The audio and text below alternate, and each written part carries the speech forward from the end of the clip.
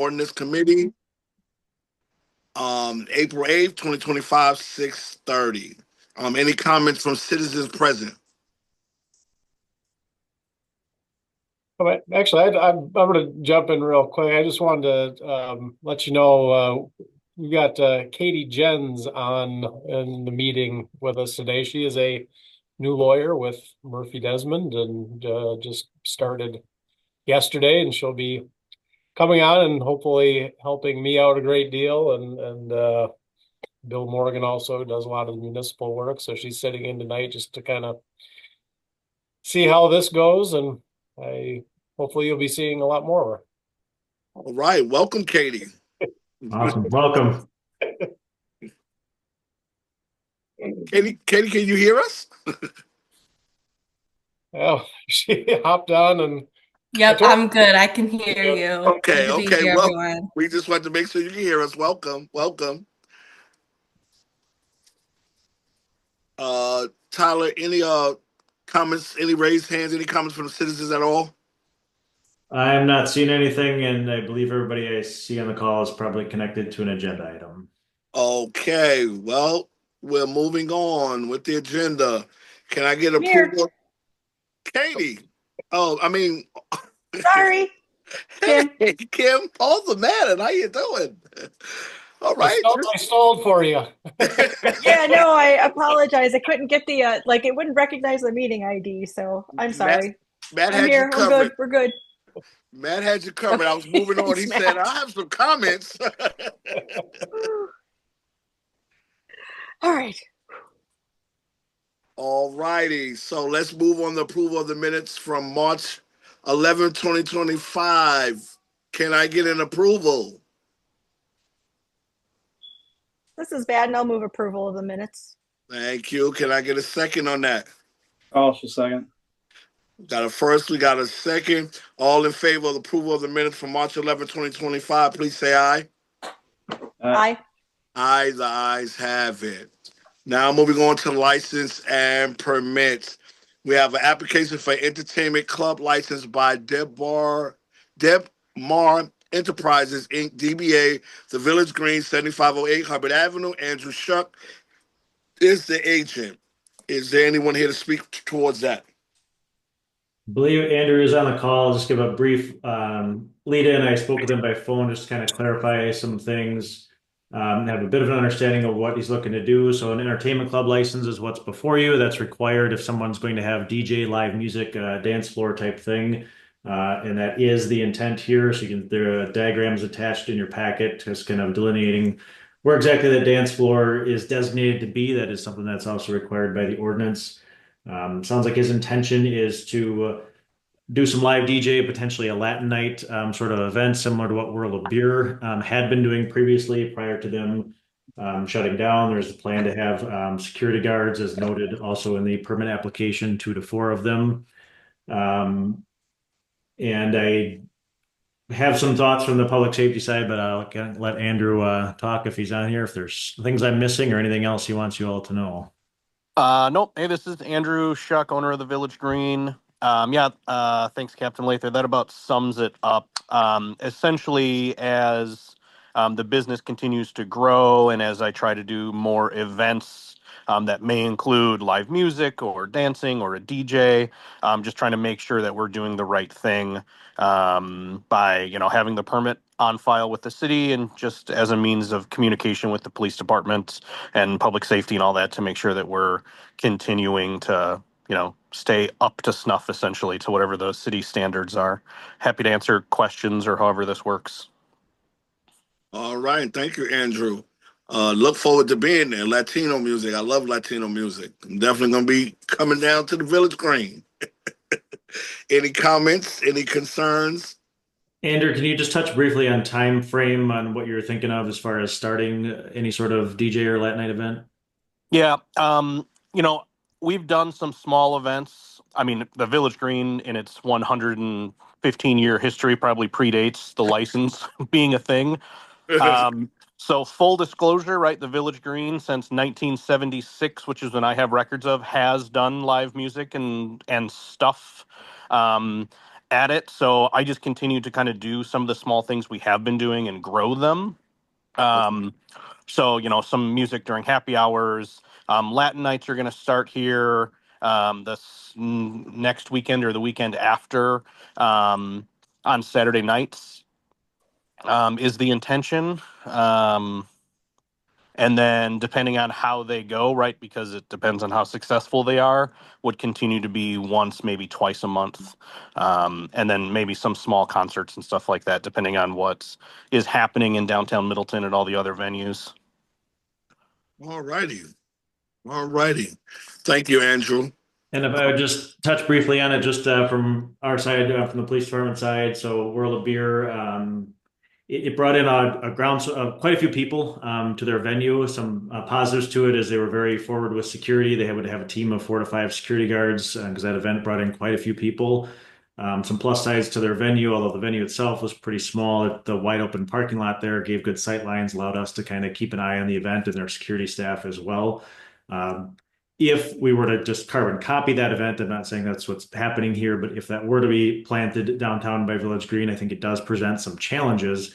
Not to say that we can't overcome that. Obviously, it's our job to be there, provide presence. I appreciate Andrew's been good to work with so far and easy to get a hold of.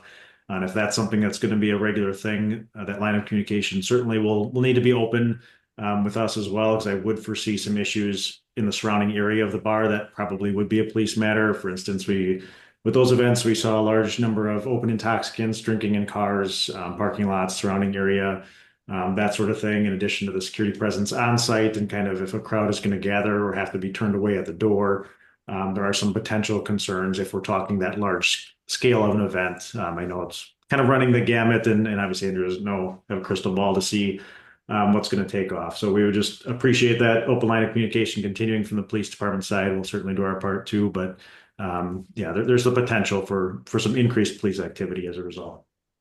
Okay. And Tyler, I'm almost sure, I trust my military police. Whatever concerns is, y'all be able to handle those concerns. Yeah, we're certainly going to work to address it. It may require some targeted and intentional patrols on our part, especially at certain times of night, or understanding when the business is going to get out. If there are issues or concerns, we'll certainly reach out to Andrew and staff at the bar to address that and work cooperatively. And as long as there's a good working relationship there, I'm confident we can work through those issues as they may arise. We just need to make sure we're being proactive with security plans, adhering to it, and addressing needs as they come up. And Andrew, are you in agreement with that? Are you fine with that? Yeah, absolutely. Like I said, the whole reason kind of going down this path is to make sure we're doing the right thing and be proactive, which is my philosophy in doing business since I've taken over here a little over a year ago, is just working with the city and with the police to make sure we're doing things the right way and doing it the safe way.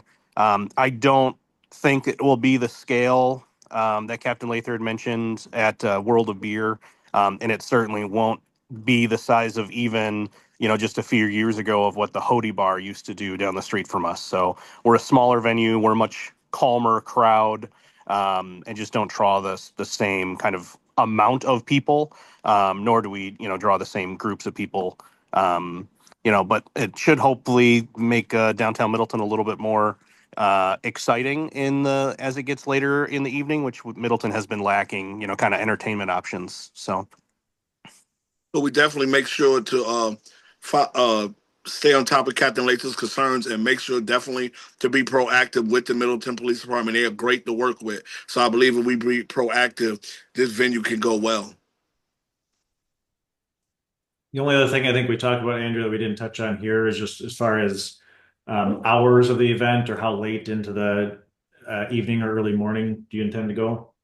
Yeah, and the first initial events are scheduled from 10 p.m. to about 2 a.m. My intention is to have everybody out of my building, so service done at 2, not last call at 2, and then trickle everybody out from there. And depending on how busy it is, right, we may even scale that back in the future. But initially, it's a 10 p.m. to 2 a.m. event. Thank you. All right, Captain, and Matt, even Matt, as the attorney, is there any problems with those hours? Do we see any concerns with those hours? Well, certainly not from a legal perspective. Okay. And I think, yeah, as long as we have a good cooperative relationship and there's communication about the issues that arise, this should be fine. Yeah, I mean, this is a ordinance we enacted some years ago in response to a few establishments that, back in the days when we were having 2 L&O meetings a month, we decided that, this would be a good way to make sure that we were communicating right from the outset with the police department and setting up security plans so that, we weren't on the back foot responding to, years or months of a lot of real big issues and everything. And since we've enacted this, I think, we certainly have not had anywhere near the problems that we've had, that we were having, before this was enacted. So. And that's why I asked you, Matt, because that was one of my concerns, to make sure we was in alignment, being in the downtown area with the ordinance down there. Yeah. Okay. And Captain Lathan, you're fine with those hours? Yeah, I just bring it up just because I'm reading over the ordinance provisions here. L&O has the authority to restrict that, but that's obviously before bar serving time and legal hours, as Matt mentioned. So no, I don't have a concern at this point. All righty. Alders, any comments, any concerns before we move on to vote?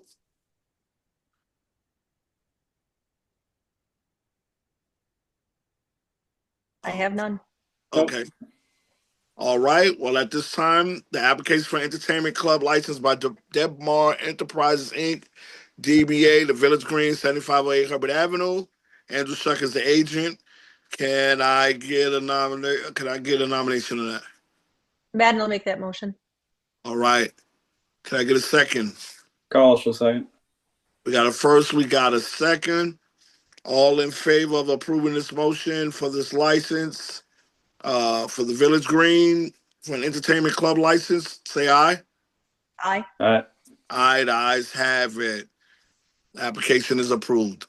Moving on to agenda number 3, application for a Class C wine license by VB Nails, LLC, DBA Middleton Nails and Spa, located at 7603 Elmwood Avenue.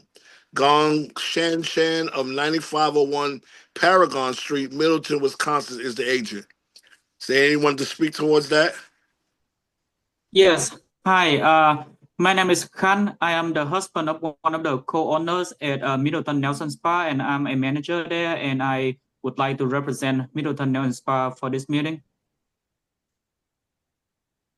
All righty. And this is for a wine license, I see.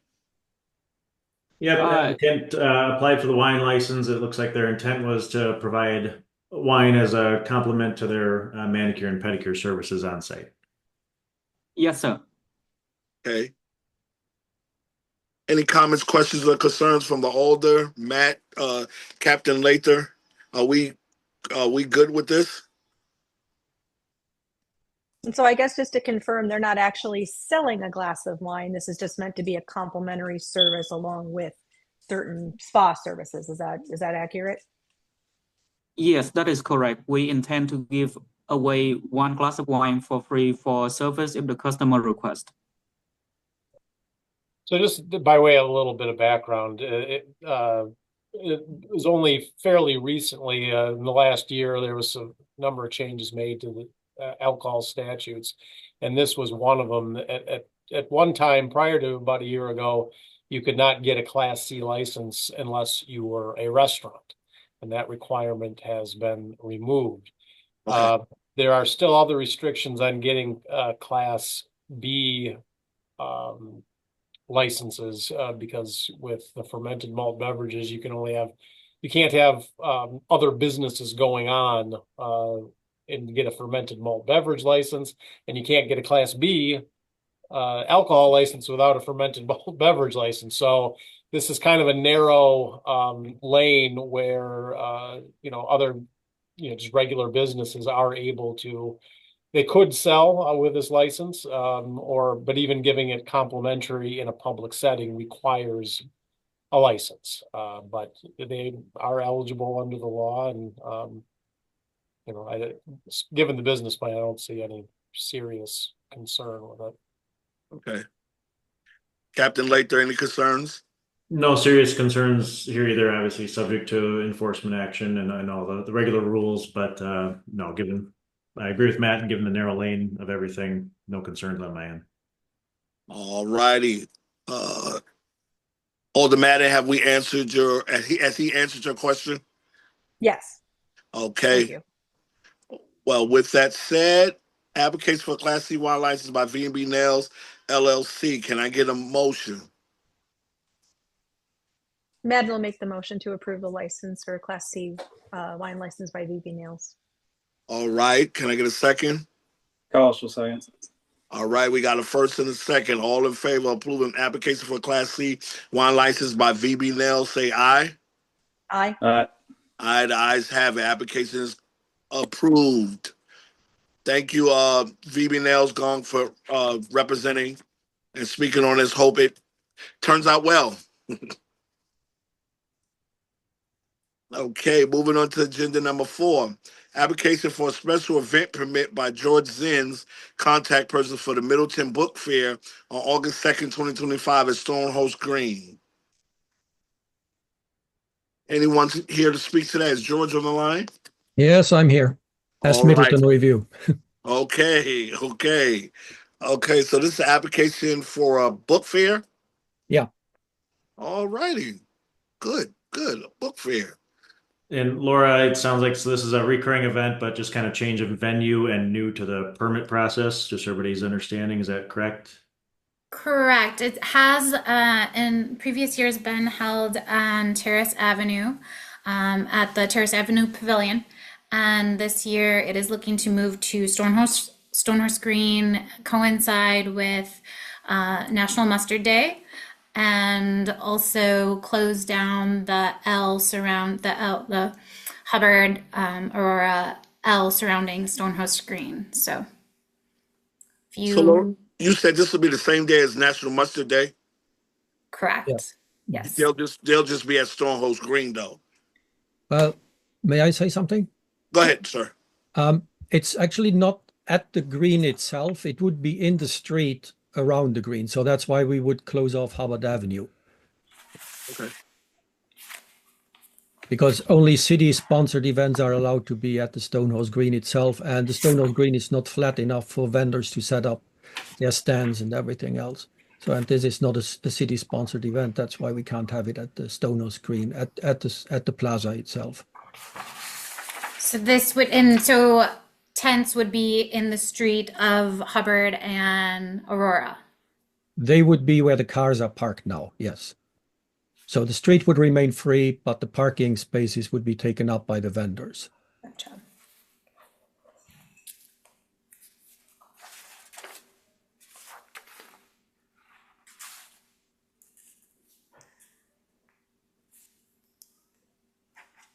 Are we good, Captain Lather? Are we good with that? Yeah, I know there's been some, Laura's sparked some communications, Public Works, just to talk about the congestion issues, and I think we've got that answered. So Hubbard Avenue would be closed on either side of Parmenter Street, but my understanding is Parmenter Street during the day of these events is going to be fully open to facilitate traffic flow. Is that correct, Laura? Correct. Yeah. So from a public safety side, we shut down that L for a variety of events. I don't have a huge concern with that. It's not like it's a traffic thoroughfare. Obviously, there's going to be some increased congestion just because Hubbard Ave on the other side of Parmenter will also be closed due to Mustard Day. But again, with Parmenter open to facilitate that traffic flow, I don't have a huge concern with that. Okay. Alders, any comments? Okay. Nope. All right. Well, could someone make a motion for the application for the special event permit by George Zinn's for the Middleton Book Fair? Carlos will move to approve. Madden will second. We got a first and a second. All in favor of application for a special event permit by George Zinn's contact person for the Middleton Book Fair on August 2nd, 2025, say aye. Aye. Aye, the ayes have it. Application is approved. Right. Thank you. Thank you, George, for being here, and thank you for that event. Agenda number 5, application for a special event permit by EAA Chapter 93 Inc. Geoff Gallagher, contact person for the Fly-In Pancake Breakfast on July 13, 2025 at Middleton Municipal Airport, Maury Field. Is there anyone here to speak on that? I can speak to that. This is Okay. an annual event.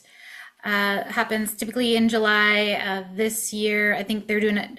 It might be a week later. Actually, I'm not even sure if it is, but they originally were thinking July 5th and moved it to, or 6th, and they moved it to the 13th just to avoid the July 4th holiday. But it's typically held on a Sunday in July, and it is, I mean, pretty straightforward. It's a pancake breakfast, and it helps to fund several aviation-related scholarships. So, All righty. Yes, it is an awesome event. I go there every year, so it is a beautiful event. Any comments? Any concerns? No issues from the public safety side. Okay. Well, at this time, can I get a motion for application for a special event permit by EAA Chapter 93 Inc., Geoff Gallagher, contact person for the Fly-In Pancake Breakfast? Madden will make that motion. Can I get a second? Carlos will second. We got a first and a second for application for a special event permit by EAA Chapter 93 for the Fly-In Pancake Breakfast on July 13, 2025. All in favor, say aye. Aye. All right. Aye. Ayes have it. Application approved. Application for a special event permit, agenda number 6 by the City of Middleton Arts Committee. Abby Attoon, contact person for the Art Walk Middleton, 2025 on May 17, 2025 on Terrace Avenue. And anyone here to speak on that? I can speak to that, and I know I think Abby was on the call, but she might have had to hop off. This also an annual event. It has been held on Terrace Avenue.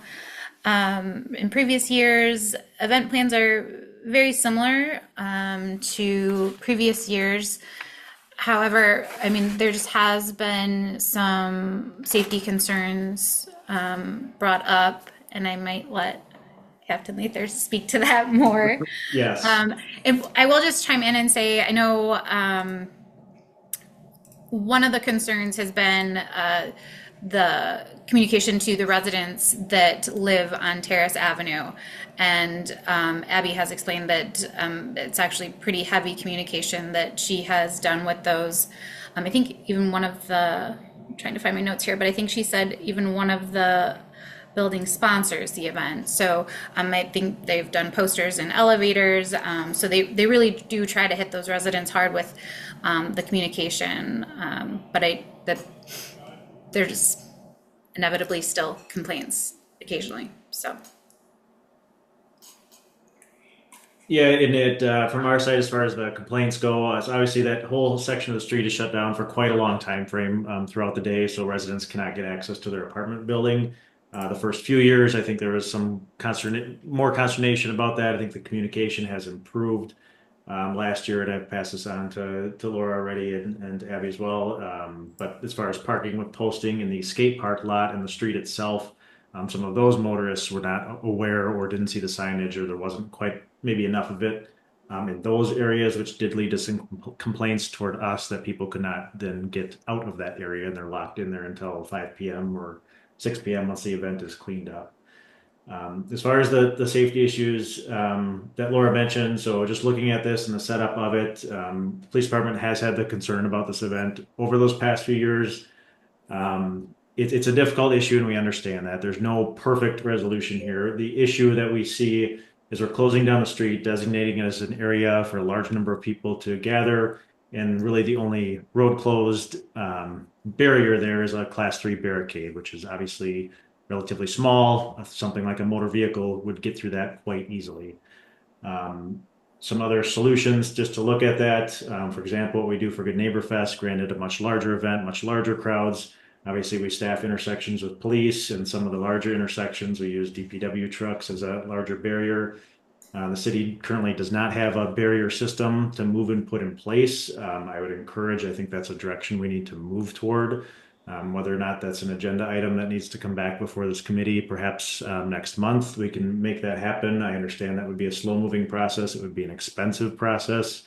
We would need public works involved as far as deploying, staffing, manning those barriers. There's a lot of logistical issues to work out. I just would hate to see something happen here, whether an intentional act or unintentional, in a street where there could be a lot of issues that have had happen. So some other suggestions I made in the planning part of this, we're looking at areas like Lakeview Park or the municipal lot, just reviewing the ordinance for the special event permit. There is an out where if the event can be held in another suitable place, that is a reason where it can potentially be denied. I'm not looking to can this event or anything like that. Some concerns that Abby has brought up. Are they likely close proximity to the brewery? They don't have to deal with any sort of alcohol license, and then that is sort of connected to their event or accessible for those that go to it. And also the food truck area in the Terrace Ave Pavilion, there's no additional permits needed, and there's a nice area set up, which I, again, totally understand. Another potential solution, which may be overkill, it would be a boring assignment, I think, for our cops. We could put an officer at each side. Some concerns I have with that, obviously it's cost, and there's a significant cost to the venue that I'm not even sure they could pay for. And secondly, that's cost to our staff. We have trouble getting that many officers to come in on their off time and sign up for those, to the point that I'm having to order officers in. So I don't want to overburden our staff by overcommitting to every time we do an event, always having to do that. I'm not sure that's the best long-term solution either. So I know I'm presenting a lot of problems with few solutions, but I guess the point I'm trying to make is I think we need to have further discussions on potential ways we secure streets if we're going to continue to do events like this where there is a fair amount of people in a public street. Now, Laura, this is the art fair, right? That happens every year. Yes, the spring art walk. Okay, so I'm hearing the concerns, and while I'm speaking on it, because I worked there, I know we asked for volunteers, and I worked traffic last year. I worked the traffic with my daughter, and we had the barriers out. I think the biggest concern was people were trying to fly through and on the walk where people were walking and trying to shop. And that was the main concern. They didn't want cars to be flying through there to get to the brewery at the other end. So I was trying to figure out if there was another way they could go around to get to the brewery. But people were frustrated that, and I think most of those was because they couldn't just fly through and get to the brewery. But I worked traffic. Had fun too working it. I worked traffic. The barriers was easy to move. If they needed to move them out the way I needed to move, most of the people that were let in were people who were at the artwork or who were vendors. Yeah, but just to be clear, the concerns that I'm trying to articulate from the public safety side, let's say there's a motorist coming down the road, maybe having a medical issue or something like that, or heaven forbid, an intentional act. I've been to a few debriefs of the Waukesha parade incident, for instance, where they now, when they're closing a city street, they're using a Jersey barrier type system on all of their streets. That they're closing for that type of event. Again, that's not foolproof. It's not foolproof if we put an officer there. Someone can drive around. There's sidewalks and things as well. I would just feel terrible if we approve these without discussion on it. And if I'm not presenting this issue as a potential concern, and we're just I don't want us to bury our head in the sand either on it and just ignore it. So again, I'm not saying that we shouldn't approve this or we should never close down a city street. But I think if these events are going to be the norm, I think we do need to look at more than just the simple traffic barriers to be a hard stop from anyone accessing the area that may want to cause harm. Alders, any comments? Have the organizers looked at different options to maybe not fully address this issue, but to partly address the issue? So some of the options are moving it, or maybe having different traffic patterns. Have we looked at different options for this and pursued? I'm not sure how serious they've looked at other options. I mean, I do feel, and I don't want to speak for Abby by any means, but I do think I did have some communication with her earlier. Just bring that up. Um, she touched on a few things. The artists need to be able to pull up and unload easily, so a paved driving surface is very important, which somewhat rules out maybe Lakeview Park. They have located this at the festival, located the Terrace Avenue as a festival zone because the city invested a lot in creating that Terrace Avenue area to encourage events like this. Food trucks, as Captain Lather mentioned, food trucks aren't required to go through permitting at the Terrace Avenue Pavilion, which is less of a barrier for that food component. The music component at Capitol Brewery stage is also a draw. Most art walks have beer and wine, which they cannot or do not want to sell themselves. So having Capitol carry that is a bonus. So, I mean, like I said, I'm not sure how serious they've thought about moving it. I don't think that is their preference to move it.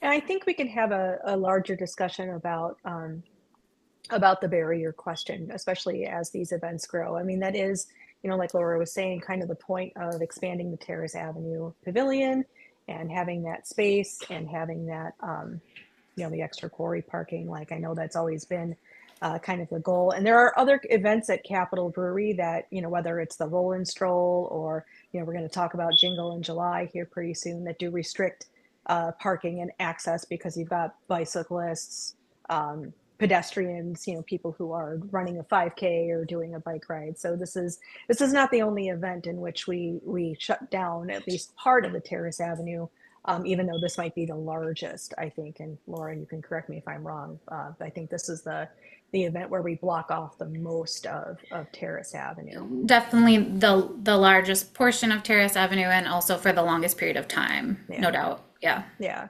So I think it is important to address those things. I don't want to not approve the art walk as it's been approved in years past, but I do think that we're correct in saying that we should have a larger discussion about better barriers if we're going to expand those kinds of events. So my question now is, and Matt, I guess you could chime in on us too, and Captain Lather. This event is for May the 17th. Is there any way to, I don't want to disapprove it either, but is there any way to hold it off so we can get a further discussion and get some questions answered? On the barrier issue specifically, I don't see any movement happening anytime quickly on that. I think there's a lot of planning, there's a lot of logistics that need to go into that before it would be implemented, let alone the cost of them, depending on what system you go with. It can be quite expensive. Waukesha, for example, bought a top of the line product at a much larger scale, and they're in a different situation, but they spent nearly $1 million on it. I'm not saying we need to go quite that far with it, but no, I don't think that that's a feasible time frame for us to get something in place for it. And we have held this event before. It has gone off largely without issue, only the complaints due to the duration and accessibility concerns, which sounds like we're upping our communication more and more. So yeah, it seems, especially if you're talking about anywhere close to that kind of money, that maybe this should be on the discussion at a subsequent meeting, so we're kind of prepared for a budget cycle for, I don't know whether this is a public works, police department, but it sounds like something that's, at least if barriers are the concern, that's something we're going to have to begin working on for next year's events season.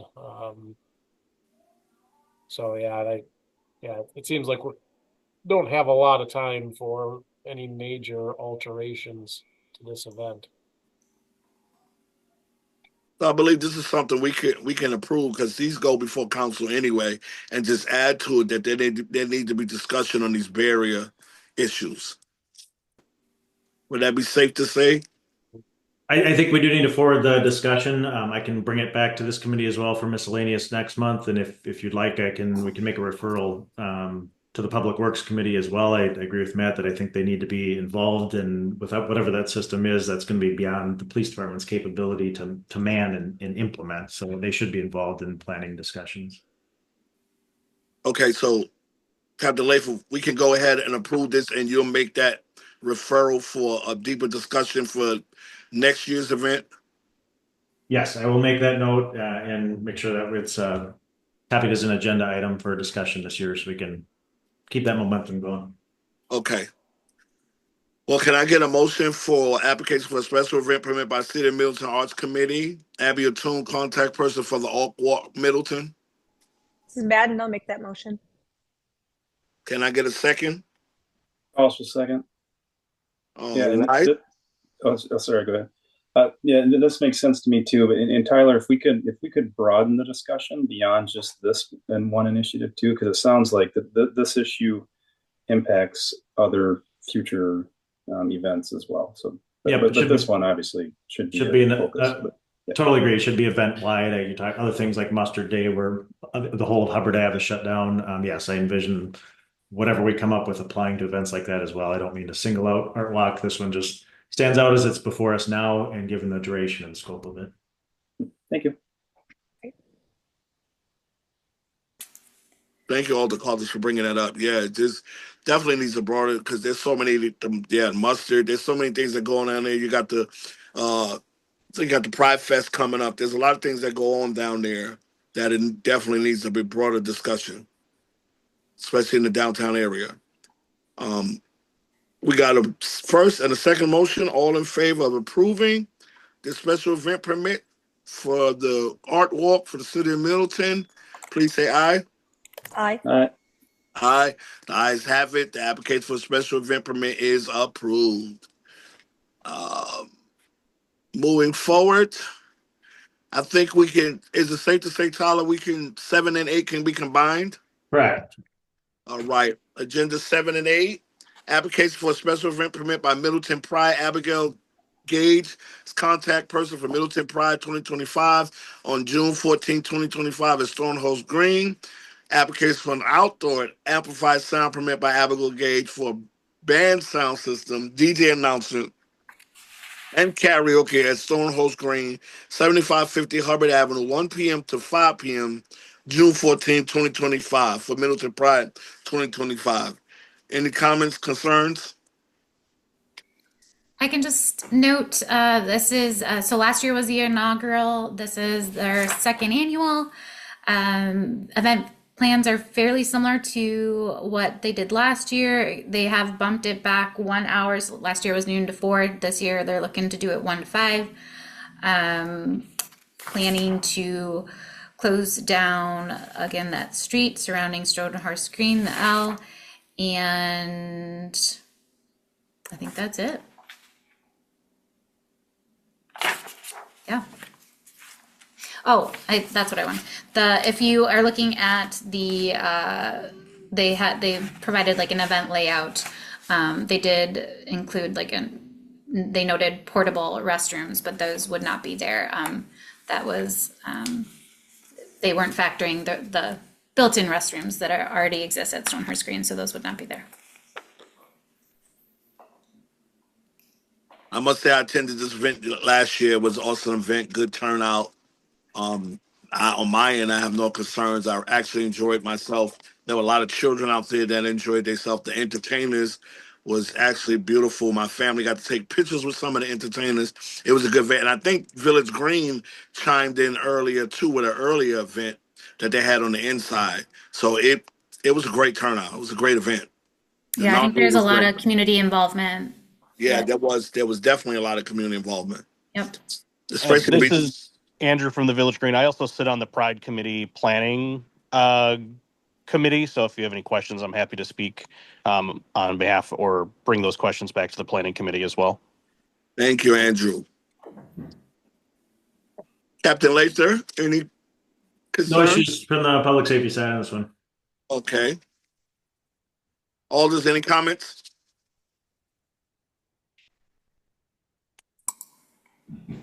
Look like we might be all good.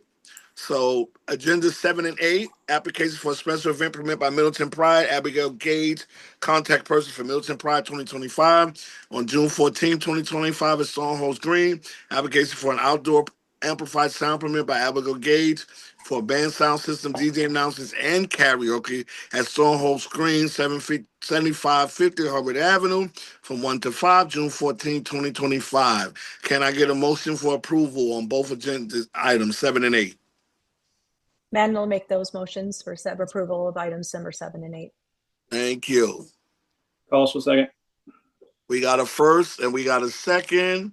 All in favor of approving agenda items 7 and 8, an application for a special event permit for the Middleton Pride event, an application for outdoor amplified sound permit for the Middleton Pride event. Please say aye.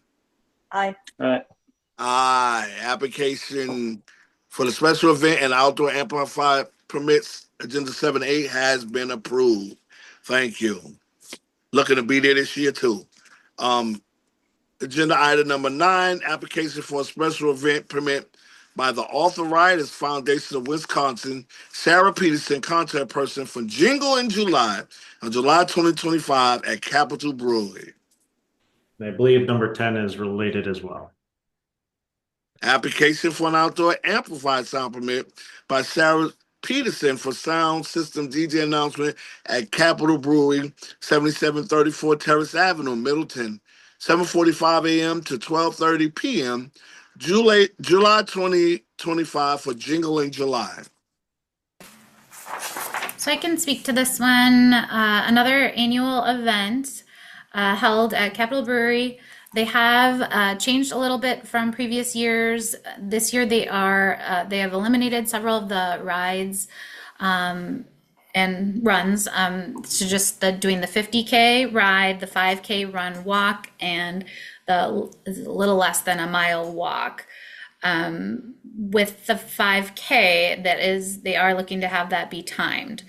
And with that, we are needing some police officers to assist. So that has been a little bit of a hurdle just to make sure that we can staff those shifts. But as of right now, I think we're fairly confident we're going to be able to do that. Yep, we're able to commit to it. I apologize to Laura. It's been a tough month with planning, and I haven't been able to just stamp everything with yes. So this one was a pretty significant ask because it is for 4 officers, relatively short time frames, but being a Sunday morning, it's a weekend where we're already a little bit strapped, and we have some mutual aid requests going on that weekend where we know we're going to be needed. I was able to kind of pause this a little bit, solicit interest from our staff, and I think we can make it happen with the 3 positions. We kind of consolidated one of them. So one thing I did pitch back to Laura, I went back to the organizers, trying to see if there was, again, any way that this could be a venue change for the 5K to go to someplace like the Conservancy, where it would not require runners to cross the street, which would be safer and not need any of our assistance. They do not want to do that because of the ride and other things, and they, again, like their venue being at Capitol Brewery. So the police department did commit to those 3 spots. I'm confident we can make that happen. One thing we did rework here, and we're going to come up with a more formalized document, is we need to be able to charge a minimum fee to cover our costs. Just information for you all. If an officer's coming in on their off day, we have to pay them for 3 hours of overtime pay, even if they're only working a half hour for an event like this. So the city is losing quite a bit of money when we commit to staffing these. The event organizers have agreed to take on that minimum cost, and we're going to make that the practice going forward for these events, because I don't think they're going to go anywhere as far as things like the Haunted Hustle.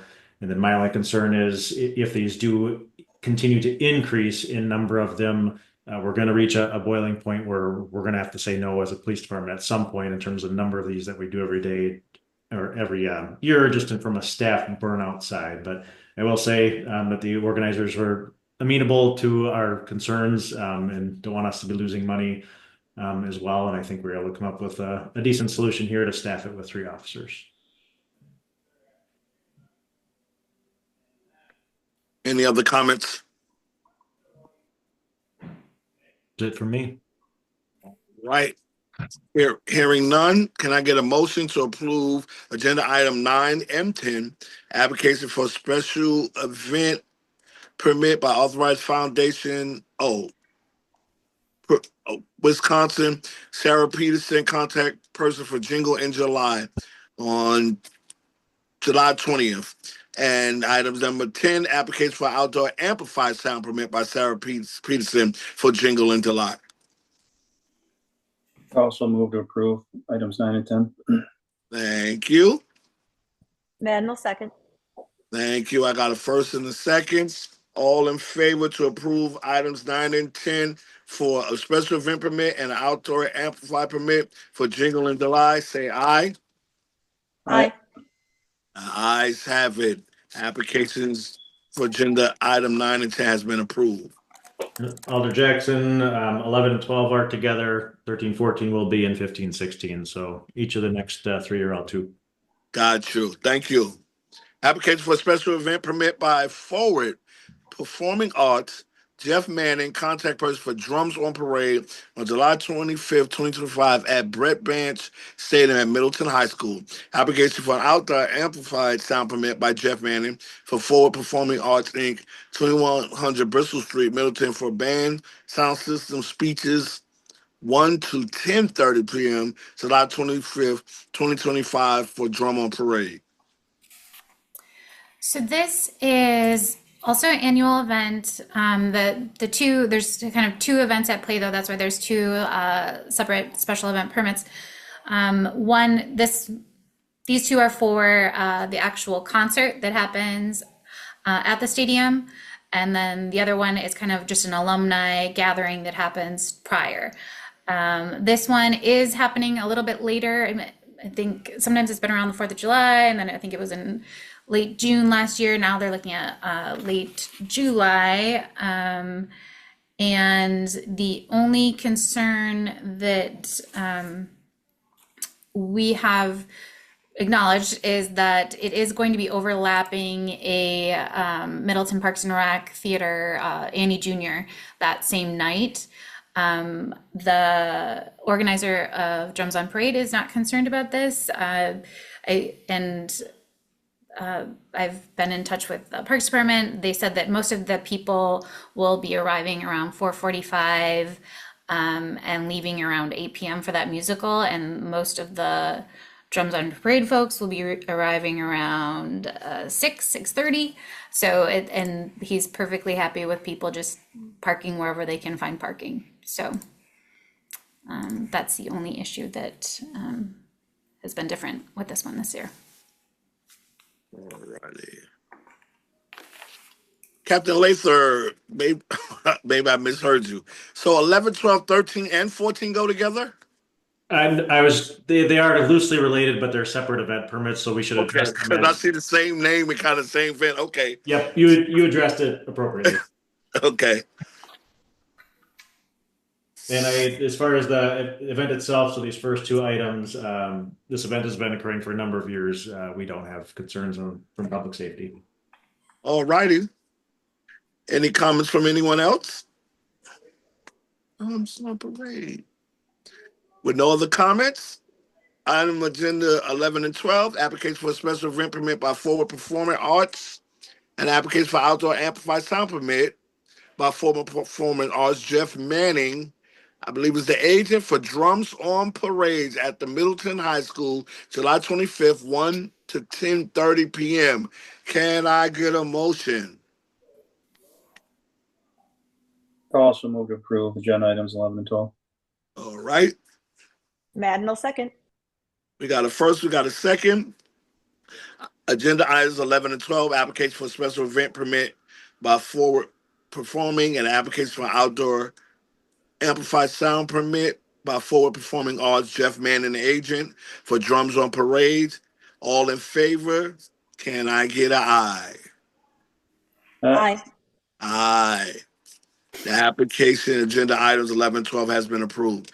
Agenda item 13 and 14, application for a special event permit by Forward Performing Arts, Jeff Manning, contact person for Drums on Parades, the alumni gathering at the Fireman's Park, an application for temporary Class B retail license to sell beer by Forward Performing Arts, Jeff Harold Manning, is the agent alumni gathering using approved plan DOPG. Any questions, comments, or concerns? Kind of the smaller event within an event, still connected to Drums on Parade, but obviously has the alcohol license. That's just why it should be addressed separately. But they've again done this a number of years in conjunction with the other event. They've attached a nice diagram this year as well, just kind of showing the exact premise, which of course we need for the alcohol license to delineate that area. But it's a relatively small event given it's limited to just the alumni and has not brought many concerns for us. Okay. And we're fine with this because this is at the Fireman's Park. This event is going to take place. That's correct. Okay. Yes. Okay. And as you said, there's been no concern. So, item agenda number 13 and 14. Application for a special event permit by Forward Performing Arts, Jeff Manning, for the Drums on Parade alumni gathering. Application for temporary Class B retail license to sell beer by Forward Performing Arts for the alumni gathering. Jeff Manning is the agent, July 25th. Can I get a motion? This is Madden. I'll move approval of items number 13 and 14. All righty. Second. Collins for second. I got a first and I got a second. All in favor of approving items agenda number 13 and 14, application for a special event permit by Forward Performing Arts for Drums on Parade alumni, and application for a temporary Class B retailer's license on July 25th for the alumni gathering using approved plan. All in favor say aye. Aye. Aye. Aye, the ayes have it. Agenda item number 13 and 14 has been approved. Item number 15, application for a special event permit by Madison's Events Production, LLC, Robin Kiffer, contact person for the 2025 Haunted Hustle on October 18, 2025 at Keywood Sports Center. I can speak to this a little bit too. Another annual event at Kiva. This one we did get together as a group with police department and public works to just kind of meet with the organizers and make sure everybody was on the same page. So there was a lot of back and forth in last year mainly. They have bumped up the start time for this event in hopes that it helps with the scheduling of officers. But other than that, and a little bit of changes and tweaks on their traffic control plan. Other than that, though, it is fairly similar. All right, and I believe, let me go back, 15 and 16 goes together. So application for outdoor amplifier sound permit by Robin Kiffer for Madison Events Production, LAC, 8312 for Cypher Street, Middleton for sound system, 8:30 to 1 p.m., October 18th for the 2025 Haunted Hustle. As you said, this is a regular event. Anybody got any comments or concerns? Just to fill you all in on some of the back and forth, a lot of that was also coming from Public Works as far as the traffic plan that we had last year. What they've presented with us now, they've taken that feedback and made it much more straightforward. Sean Stowski's been more happy with that. We made a couple of just slight tweaks as to where some crossing locations are to improve safety. This one is another significant burden for the police department. It does require 4 officers to come in. We've had issues staffing this over the past couple of years. I myself have come in on an off day to pick up shifts along with our other administrators to do that. I really implored the organizers to switch that start time a little bit. I was happy to see them do that this year. I think it is going to be a little easier for us to staff as a result. So that was a productive meeting and appreciate their work with us. Thank you, Captain. I appreciate that. Well, item number agenda 15 and 16, application for a special event permit by the Madison Events Production for the Haunted Hustle on October 18, 2025 at the Keywood Center, and an application for outdoor amplified sound permit by Robin Kiffer for Madison Events from 8:30 a.m. to 1 p.m., October 18, 2025 for the 2025 Haunted Hustle. Can I get a motion? This is Madden. I'll move approval of items number 15 and 16. Thank you. Collins for second. We got a first, we got a second. All in favor of items agenda 15 and 16, application for a special event permit by Madison Events Production, October 18, 2025 at the Kiva Center, and an application for outdoor amplified sound permit by Robin Kiffer for the Madison event at the Kiva Center from 8:30 a.m. to 1 p.m. October 18th for the Haunted Hustle. All in favor say aye. Aye. All right, agenda items 15 and 16 has been approved. All right, moving on to ordinance. Agenda item number 17, an ordinance to change membership of pedestrian bicycle and transit committee and public works and public works committee. Any comments on this? Yeah, this ordinance actually has been revised a little bit more. It used to address part of the membership of the Public Works Committee. That has been removed.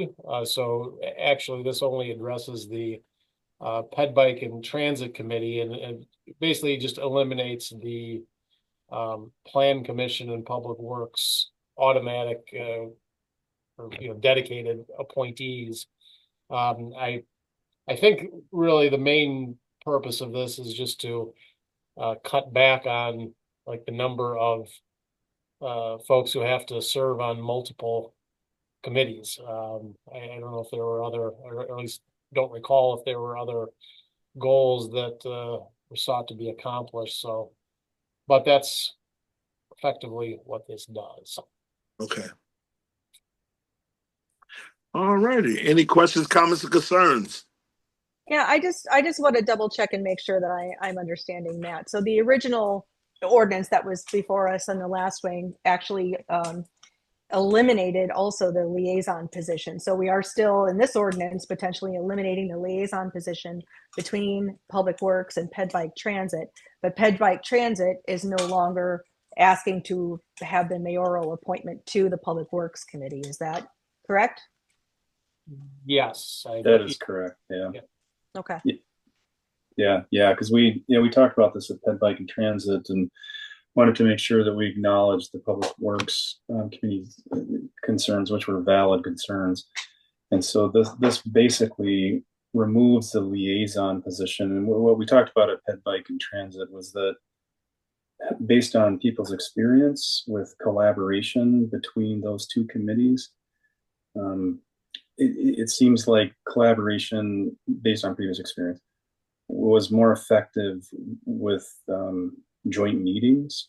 And so that's one of the things that we're recommending at Ped Bike and Transit. I mean, we're obviously not dictating it, but Ped Bike and Transit would recommend, and this could be formalized through it's another avenue, but recommending at least 2 joint meetings for Ped Bike and Transit and Public Works to collaborate on issues of mutual concern. Great question and great concerns, Aldous. Matt, is this something that needs to be voted on?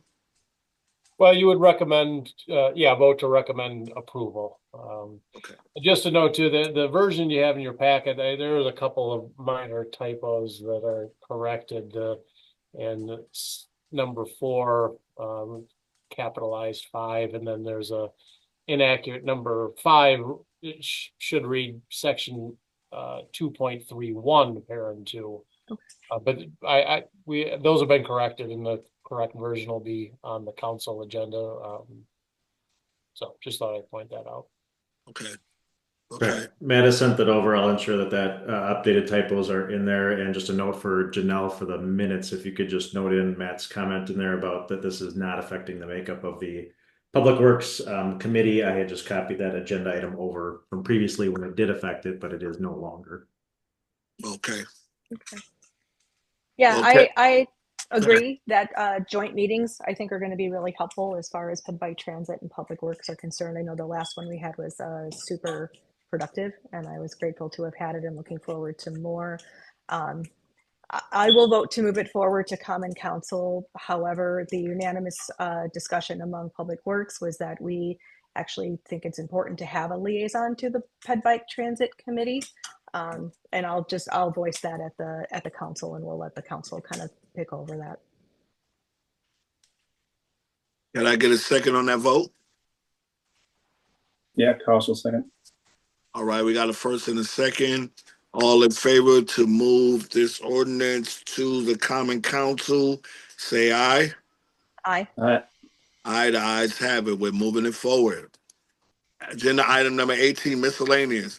Request for ordinance 7.08, change 7.088L, change Class B carryout sale time from 9 p.m. to 10 p.m. So this, I think, was the agenda item you all had last month. There was a request that came up at that meeting I wasn't at. I feel like I'm being a wet blanket for a few of these items here. But we've talked this over a little bit more. Matt's had some time to digest this as well. So essentially what this is coming from is from Cooper's Hawk Restaurant. Obviously they sell wine. They're also a full bar restaurant and the like. They're open till 10 p.m. on Fridays and Saturdays. Our ordinance prohibits them from having carryout sales at 9 p.m. So they're having issues where they have patrons in the restaurant that want to buy their wine, if it's wine of the club or there, or take home a bottle, and they can't do that. So they just brought forth this request to see if that could be changed. So it's in our ordinance. You have the ability to change that. A concern that we have from the police department is obviously we're not going to apply this just to one business. We would have to change it to all of the Class B establishments to have the ability to do this. A concern we have is that Class A is going to want that same thing. They're going to want the ability, I would think, to sell and have that carry out extended till 10 p.m. That would set us apart from some of our neighboring cities. Our concern is that could make us be the island then that someone that perhaps is intoxicated after 9 p.m. that wants another bottle as a place to potentially come to. So I see this going beyond just the issue at hand of simple Class B.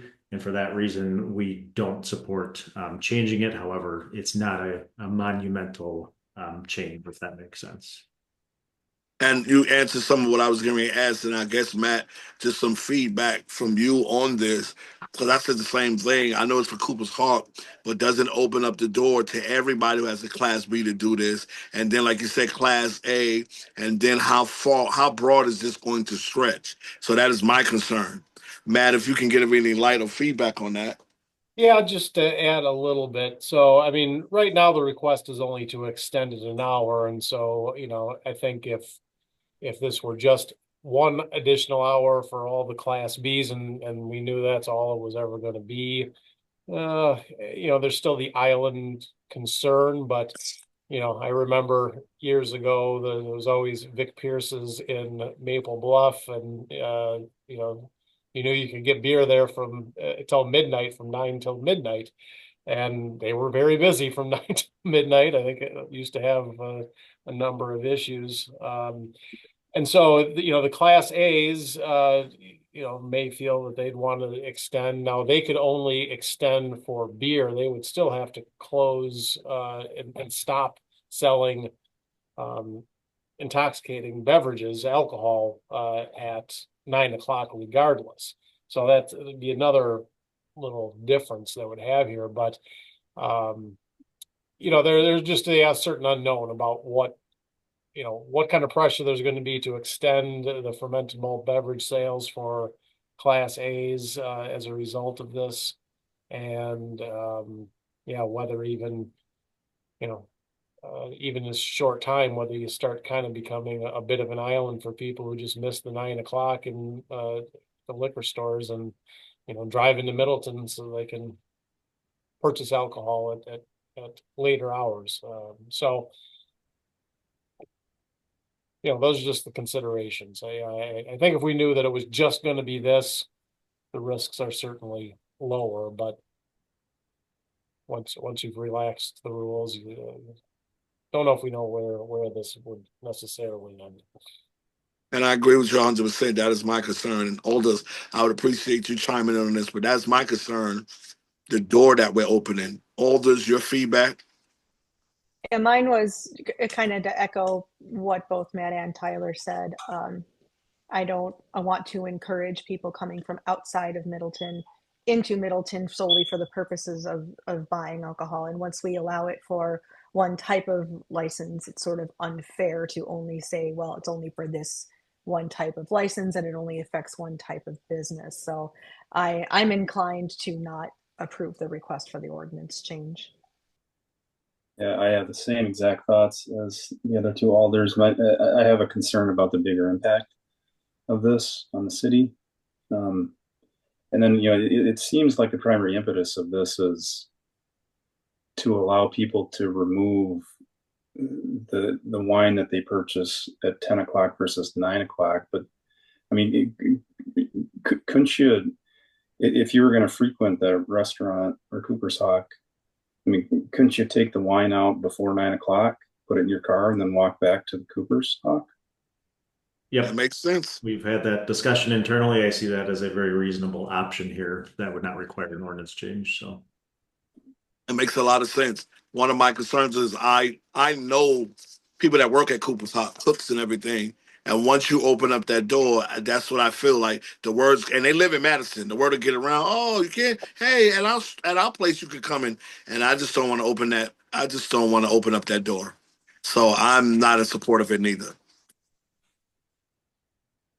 Well, if that's the case, there's no action that needs to be taken. The only action that would be taken if you were to approve it would be to direct me to draft an ordinance for your review. So there's certainly no motion necessary to keep me from doing something I wasn't going to do otherwise.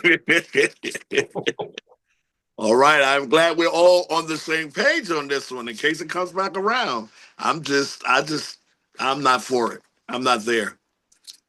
I know the kind of doors that will open.